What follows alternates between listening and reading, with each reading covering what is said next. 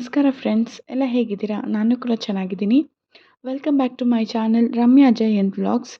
ಇವತ್ತಿನ ವಿಡಿಯೋದಲ್ಲಿ ಆಧ್ಯಾತ್ಮಿಕವಾಗಿ ನಾವು ಶ್ರೀ ನರಸಿಂಹಸ್ವಾಮಿಯ 9 ಅವತಾರಗಳ ಮಹತ್ವದ ಕುರಿತು ಸಂಪೂರ್ಣವಾಗಿ ವಿವರವಾಗಿ ತಿಳಿಯೋಣ ಬನ್ನಿ. ದಯವಿಟ್ಟು ವಿಡಿಯೋನ ಪೂರ್ತಿ ನೋಡಿ ಅಂತ ಕೇಳ್ಕೊಳ್ತೀನಿ. ಏನಾದರೂ ತಪ್ಪಿದ್ರೆ ದಯವಿಟ್ಟು ಕ್ಷಮೆ ಇರಲಿ. ಮತ್ತು ಕಮೆಂಟ್ ಬಾಕ್ಸಲ್ಲಿ ನಿಮಗೆ ಯಾವ ರೀತಿಯಾದ ವೀಡಿಯೋಸ್ ಬೇಕು ಅನ್ನೋದು ನನಗೆ ತಿಳಿಸಿದ್ರೆ ನಾನು ಆ ರೀತಿಯಾದ ವೀಡಿಯೋಸ್ನ ಮಾಡೋದಕ್ಕೆ ಪ್ರಯತ್ನ ಮಾಡ್ತೀನಿ. ಬನ್ನಿ ಈಗ ವಿಡಿಯೋ ಕಂಟಿನ್ಯೂ ಮಾಡೋಣ. ನರಸಿಂಹನು ಕೂಡ ಧರ್ಮ ರಕ್ಷಣೆಗೆ 9 ಅವತಾರಗಳಲ್ಲಿ ಕಾಣಿಸಿಕೊಂಡಿದ್ದಾನೆ. ನರಸಿಂಹಸ್ವಾಮಿಯು ವಿಷ್ಣುದೇವನ ಉಗ್ರರೂಪ. ನರಸಿಂಹ ವಿಷ್ಣುದೇವನ 4ನೇ ಅವತಾರವಾಗಿದ್ದಾನೆ. ದುಷ್ಟರನ್ನು ಸಂಹರಿಸಿ ಶಿಷ್ಟರನ್ನು ರಕ್ಷಿಸುವುದಕ್ಕಾಗಿ ವಿಷ್ಣುದೇವನು ಈ ನರಸಿಂಹ ಅವತಾರವನ್ನು ತೆಗೆದುಕೊಂಡನು ಎಂದು ಹೇಳಲಾಗುತ್ತದೆ. ಒಮ್ಮೆ ರಾಕ್ಷಸ ರಾಜನಾದ ಹಿರಣ್ಯಕಶಿಪು ತನ್ನ ಮಗನನ್ನು ಕೊಲ್ಲುವುದಕ್ಕೆ ಮುಂದಾದಾಗ ವಿಷ್ಣು ಈ ಅವತಾರವನ್ನು ತೆಗೆದುಕೊಂಡನು. ಹಿರಣ್ಯಕಶಿಪುವಿನ ವಿಷ್ಣುವಿನ ವಿರೋಧಿಯಾದರೆ ಆತನ ಮಗ ಪ್ರಹ್ಲಾದನು ವಿಷ್ಣುವಿನ ಮಹಾನ್ ಭಕ್ತನಾಗಿದ್ದನು. ಪ್ರಹ್ಲಾದನಲ್ಲಿ ವಿಷ್ಣುವಿನ ಬಗ್ಗೆ ಕೆಟ್ಟ ಅಭಿಪ್ರಾಯವನ್ನು ಮೂಡಿಸುವುದಕ್ಕಾಗಿ ಎಷ್ಟೇ ಪ್ರಯತ್ನಿಸಿದರೂ ಅದು ಸಾಧ್ಯವಾಗಲಿಲ್ಲ. ನಂತರ ಹಿರಣ್ಯಕಶಿಪು ತನ್ನ ಮಗನನ್ನೇ ಕೊಲ್ಲಲು ಮುಂದಾಗುತ್ತಾನೆ. ತನ್ನ ಭಕ್ತನನ್ನು ಕಾಪಾಡಿಕೊಳ್ಳುವುದಕ್ಕಾಗಿ ವಿಷ್ಣು ನರಸಿಂಹನ ಅವತಾರದಲ್ಲಿ ಕಾಣಿಸಿಕೊಂಡು ಹಿರಣ್ಯಕಶಿಪುವಿನ ವಧೆಯನ್ನು ಸೀಳಿ ಕ್ರೌರ್ಯವನ್ನು ಮೆರೆಯುತ್ತಾನೆ. ನರಸಿಂಹನು ಕೂಡ ಧರ್ಮ ರಕ್ಷಣೆಗೆ 9 ಅವತಾರಗಳಲ್ಲಿ ಕಾಣಿಸಿಕೊಂಡಿದ್ದಾನೆ. ಇದನ್ನೇ ನಾವು ನವ ನರಸಿಂಹ ಎಂದು ಕರೆಯಲಾಗುತ್ತದೆ. ಈಗ ಒಂದೊಂದಾಗಿ ಯಾವ ರೂಪದಲ್ಲಿ ಏನು ಸಾಹಸವಾಗಿದೆ ಅನ್ನೋದನ್ನು ವಿಡಿಯೋನಲ್ಲಿ ನೋಡೋಣ. ಉಗ್ರ ನರಸಿಂಹ. ಮೊದಲನೆಯದಾಗಿ ನರಸಿಂಹನು 9 ಅವತಾರಗಳಲ್ಲಿ ಮೊದಲನೆಯ ಅವತಾರವೆಂದರೆ ಅದುವೇ ಉಗ್ರ ನರಸಿಂಹ ಅವತಾರ. ಇದು ನರಸಿಂಹನ ಅತ್ಯಂತ ಉಗ್ರ ರೂಪವಾಗಿದೆ. ಈ ಅವತಾರದಲ್ಲಿ ನರಸಿಂಹನು ಹಿರಣ್ಯಕಶಿಪುವಿನ ಮನೆಯ ಕಂಬದಿಂದ ಉಗ್ರ ರೂಪದಲ್ಲಿ, ಅಂದರೆ ಅರ್ಧ ಮನುಷ್ಯನ ರೂಪದಲ್ಲಿ ಹಾಗೂ ಇನ್ನರ್ಧ ಹುಲಿಯ ರೂಪದಲ್ಲಿ ಕಾಣಿಸಿಕೊಳ್ಳುತ್ತಾನೆ. ಈ ಅವತಾರದಲ್ಲೇ ನರಸಿಂಹ ಹಿರಣ್ಯಕಶಿಪುವಿನ ಹೊಟ್ಟೆಯನ್ನು ಸೀಳಿ ಕರುಳಿನ ಮಾಲೆಯನ್ನು ಹಾಕಿಕೊಳ್ಳುತ್ತಾನೆ. ಉಗ್ರ ನರಸಿಂಹ ರೂಪವು ನರಸಿಂಹನ ಕೋಪ, ಆಕ್ರಮಣ ಮತ್ತು ಕ್ರೌರ್ಯವನ್ನು ಪ್ರತಿನಿಧಿಸುತ್ತದೆ. ಉಗ್ರ ನರಸಿಂಹನು ದುಷ್ಟತನದ ನಾಶವನ್ನು ಸೂಚಿಸುತ್ತಾನೆ. ಈ ರೂಪದಲ್ಲಿ ಅವನು ಗರುಡ ಮತ್ತು ಆದಿ ಶಂಕರಾಚಾರ್ಯರಿಗೆ ದರ್ಶನ ನೀಡಿದನೆಂದು ಹೇಳಲಾಗುತ್ತದೆ. ಎರಡನೆಯದಾಗಿ ಯೋಗ ನರಸಿಂಹ. ನರಸಿಂಹನ ಎರಡನೇ ರೂಪವೇ ಯೋಗ ನರಸಿಂಹ.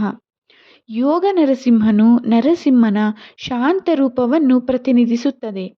ಈ ರೂಪದಲ್ಲಿ ನರಸಿಂಹನನ್ನು ನಾವು ಧ್ಯಾನಸ್ಥ ಭಂಗಿಯಲ್ಲಿ ನೋಡಬಹುದಾಗಿದೆ. ಯೋಗ ನರಸಿಂಹನು ತನ್ನ ಭಕ್ತರಿಗೆ ಶಾಂತಿ, ಸಾಮರಸ್ಯ ಮತ್ತು ಶಾಂತತೆಯನ್ನು ದಯಪಾಲಿಸುತ್ತಾನೆ. ನಿಜವಾದ ಶಕ್ತಿ ನಿಯಂತ್ರಣದಲ್ಲಿದೆ ಮತ್ತು ಆಂತರಿಕ ಶಕ್ತಿಯನ್ನು ಧ್ಯಾನದ ಮೂಲಕ ಹರಿಸಬಹುದು ಎನ್ನುವ ಸಂದೇಶವನ್ನು ನೀಡುತ್ತಾನೆ. ಯೋಗ ನರಸಿಂಹನಿಗೆ ದಕ್ಷಿಣ ಭಾರತದಲ್ಲಿ ಅನೇಕ ದೇವಾಲಯಗಳಿವೆ. ಯೋಗ ಮತ್ತು ಧ್ಯಾನ ಮಂದಿರಗಳಲ್ಲಿ ಅವನ ವಿಗ್ರಹಗಳನ್ನು ಕಾಣಬಹುದು. ಅವನು ಆಂತರಿಕ ಕ್ರೋಧವನ್ನು ಪಳಗಿಸುವುದನ್ನು ಸಂಕೇತಿಸುತ್ತಾನೆ. ಮೂರನೆಯದಾಗಿ ಜ್ವಾಲಾ ನರಸಿಂಹನು. ನರಸಿಂಹನು ಉಗ್ರರೂಪವಾಗಿದ್ದಾನೆ. ಜ್ವಾಲಾ ನರಸಿಂಹನ ಉರಿಯುತ್ತಿರುವ ಕೆಂಪಾದ ಕಣ್ಣುಗಳು ಅವನ ಕೋಪವನ್ನು ಪ್ರತಿನಿಧಿಸುತ್ತದೆ. ಈ ರೂಪದಲ್ಲಿ ಜ್ವಾಲಾ ನರಸಿಂಹನು ತೀವ್ರವಾದ ಶಕ್ತಿ ಮತ್ತು ಬೆಂಕಿಯ ಶಕ್ತಿಯನ್ನು ಸಾಕಾರಗೊಳಿಸುತ್ತಾನೆ. ಇದು ರಾಕ್ಷಸರಾದ ಹೋಲಿಕಾ ಮತ್ತು ಹಿರಣ್ಯಕಶಿಪುವನ್ನು ಸಂಹಾರ ಮಾಡಲು ಅವನು ಕಾಣಿಸಿಕೊಂಡ ಕ್ಷಣವನ್ನು ಪ್ರತಿನಿಧಿಸುತ್ತದೆ. ಈ ರೂಪದಲ್ಲಿ ನರಸಿಂಹನು ದುಷ್ಟಶಕ್ತಿಗಳನ್ನು ನಾಶ ಮಾಡಲು ತನ್ನ ಕೈಯಲ್ಲಿ ಚಕ್ರ ಮತ್ತು ಗದೆಯನ್ನು ಆಯುಧವಾಗಿ ಹಿಡಿದಿದ್ದಾನೆ. ನಾಲ್ಕನೆಯದಾಗಿ ಲಕ್ಷ್ಮೀ ನರಸಿಂಹ. ಲಕ್ಷ್ಮೀ ನರಸಿಂಹನ ಅವತಾರದಲ್ಲಿ ನರಸಿಂಹನು ತನ್ನ ತೊಡೆಯ ಮೇಲೆ ಲಕ್ಷ್ಮೀ ದೇವಿಯನ್ನು ಕೂರಿಸಿಕೊಂಡು ಆಶೀರ್ವಾದ ನೀಡುತ್ತಿರುತ್ತಾನೆ. ಲಕ್ಷ್ಮೀ ನರಸಿಂಹನು ಶಾಂತಿ, ಪ್ರೀತಿ ಮತ್ತು ಸಂಪತ್ತನ್ನು ಪ್ರತಿನಿಧಿಸುತ್ತಾನೆ. ಹಿರಣ್ಯಕಶಿಪುವನ್ನು ಕೊಂದ ನಂತರ ನರಸಿಂಹನು ತನ್ನ ಕೋಪವನ್ನು ನಿಯಂತ್ರಿಸಲು ಸಾಧ್ಯವಾಗಲಿಲ್ಲ. ಆದ್ದರಿಂದ ಅವನು ರಾಕ್ಷಸನ ರಕ್ತವನ್ನು ಕುಡಿದನು. ದೇವರುಗಳು ಅವನನ್ನು ಸಮಾಧಾನಪಡಿಸಲು ಪ್ರಯತ್ನಿಸಿದರೂ ಅವರ ಬಳಿ ಸಾಧ್ಯವಾಗದೇ ಇದ್ದಾಗ ಲಕ್ಷ್ಮೀದೇವಿಯು ನರಸಿಂಹನ ಮುಂದೆ ಕಾಣಿಸಿಕೊಂಡು ಅವನನ್ನು ಶಾಂತಗೊಳಿಸಿದಳು. ಲಕ್ಷ್ಮೀ ನರಸಿಂಹ ರೂಪದಲ್ಲಿ ನರಸಿಂಹನು ಕೊರಳಲ್ಲಿ ಹೂಮಾಲೆ, ಆಭರಣ ಮತ್ತು ಕೈಯಲ್ಲಿ ಶಂಖಚಕ್ರ ಮತ್ತು ಪಾಂಚಜನ್ಯವನ್ನು ಹಿಡಿದಿದ್ದಾನೆ. 5ನೇಯದಾಗಿ ಭಾರ್ಗವ ನರಸಿಂಹ. ಭಾರ್ಗವ ನರಸಿಂಹ ಅವತಾರವು ಪರಶುರಾಮನೊಂದಿಗೆ ಸಂಬಂಧವನ್ನು ಹೊಂದಿರುವ ಪ್ರಮುಖ ಅವತಾರವಾಗಿದೆ. ಭಾರ್ಗವ ನರಸಿಂಹನು ಉಗ್ರ ಮತ್ತು ಜ್ವಾಲಾ ನರಸಿಂಹನಂತಲ್ಲದೆ ಶಾಂತ ಮತ್ತು ಸೌಮ್ಯ ಸ್ವಭಾವದವನು. ವಿಷ್ಣು ಈ ನರಸಿಂಹ ಅವತಾರದಲ್ಲಿ ಶಕ್ತಿಯನ್ನು ಮತ್ತು ಶಾಂತತೆಯನ್ನು ಪ್ರತಿನಿಧಿಸುತ್ತಾನೆ. ದುಷ್ಟಶಕ್ತಿಗಳಿಂದ ರಕ್ಷಣೆಯನ್ನು ಪಡೆಯಲು ಅವನನ್ನು ಪೂಜಿಸಲಾಗುತ್ತದೆ. ಭಾರ್ಗವ ನರಸಿಂಹನು ತನ್ನ ಕೈಯಲ್ಲಿ ಸುದರ್ಶನ ಚಕ್ರ, ಶಂಖ, ಬಿಲ್ಲು ಮತ್ತು ಬಾಣವನ್ನು ಹಿಡಿದುಕೊಂಡಿರುತ್ತಾನೆ. 6ನೇಯದಾಗಿ ಕ್ರೋಧ ನರಸಿಂಹ. ಕ್ರೋಧ ನರಸಿಂಹನ ಅವತಾರವು ಇನ್ನುಳಿದ ನರಸಿಂಹನ ರೂಪಕ್ಕಿಂತ ತುಂಬಾನೇ ಭಿನ್ನವಾಗಿದೆ. ಈ ಅವತಾರದಲ್ಲಿ ನಾವು ನರಸಿಂಹ ಮತ್ತು ವರಾಹವನ್ನು ಜೊತೆಯಾಗಿ ನೋಡಬಹುದು.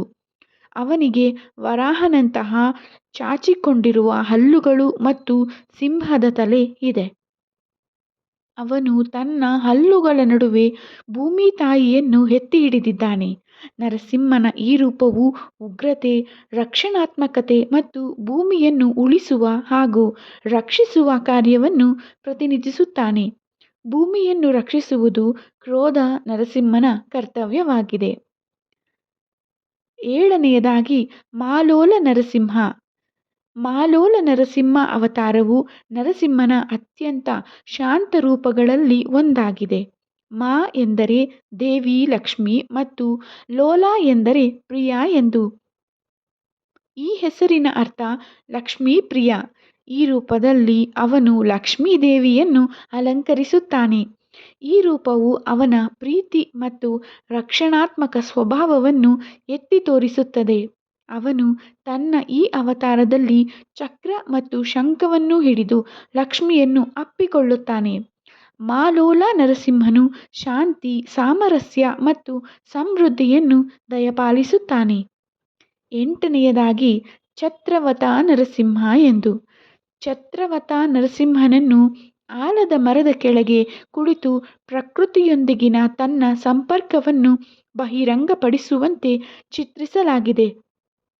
ನರಸಿಂಹನು ಈ ರೂಪದಲ್ಲಿ ಶಾಂತ, ರಚನಾತ್ಮಕ ಮತ್ತು ಪ್ರಶಾಂತತೆಯನ್ನು ಪ್ರತಿನಿಧಿಸುತ್ತಾನೆ. ಛತ್ರವತ ನರಸಿಂಹನು ತನ್ನ ಕೈಯಲ್ಲಿ ಚಕ್ರ, ಶಂಖ ಮತ್ತು ಸಂಗೀತ ವಾದ್ಯಗಳನ್ನು ಹಿಡಿದುಕೊಂಡಿರುತ್ತಾನೆ.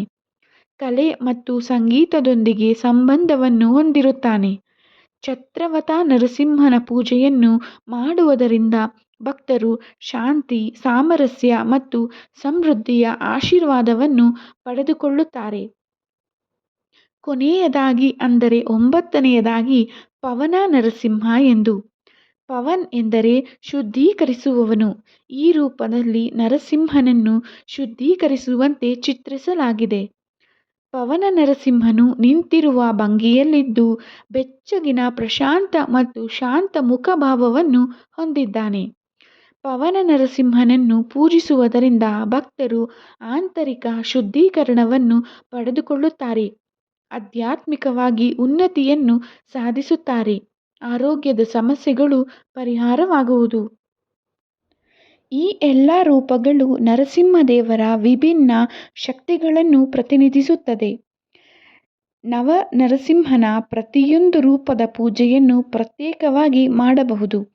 ನವದಿನಗಳಲ್ಲಿ ಪ್ರತಿದಿನ ಒಂದೊಂದು ರೂಪಕ್ಕೆ ಅರ್ಚನೆ ಮಾಡುವುದು ಬಹು ಪವಿತ್ರ.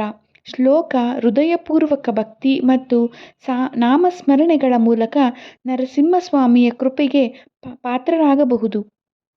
ವಿಶೇಷ ಆಚರಣೆಗಳು: ನರಸಿಂಹ ಜಯಂತಿಯ ದಿನ ಪ್ರಹ್ಲಾದ ನವಮಿಯಂದು ಭದ್ರ ಚತುರ್ದಶಿ ಎಂದು ಈ ಪೂಜಾ ವಿಧಾನದ ಪ್ರಾಮುಖ್ಯತೆಗೆ ಹೆಚ್ಚು ಪ್ರಾಮುಖ್ಯತೆ ಇದೆ.